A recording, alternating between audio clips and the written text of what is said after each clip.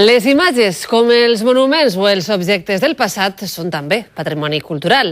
Memòria d'altres temps que han sigut immortalitzats per una càmera de cine o de televisió. Per a conscienciar de la seva importància, diferents entitats s'han unit per reclamar que arxius com el de Ràdio Televisió Valenciana siguen declarats bé d'interès cultural.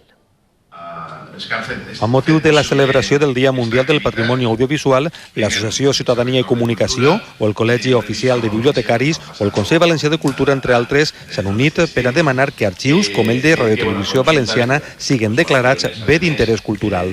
I aquest tresor audiovisual que està a la memòria de tots els valencians des de l'any 88, com podem plantejar que estiga, primer, assegurat i preservat, però després també accessible a tota la ciutadania. Des del 1989, Televisió Valenciana acumula més de 250.000 cintes amb imatges irrepetibles, històriques com és des del corpus de l'any 1900 o més recents, ja en color, que han obert sumaris informatius i que ara formen part del nostre llegat audiovisual. No podem ser meninfots els valencians i valencianes i, per tant, el que avui plantegem així és una reflexió sobre estar orgullosos del que tenim, perquè és molt potent, és l'únic arxiu que està catalogat en sistemes d'indexació i taxonomies, tesauros, etc., en la nostra llengua. Igual que les fotos o les pintures, les imatges de cine o televisió també tenen un valor històric. Per això, la nostra obligació és conservar-les, perquè puguen disfrutar-les les generacions futures. C'est le temps qui passe.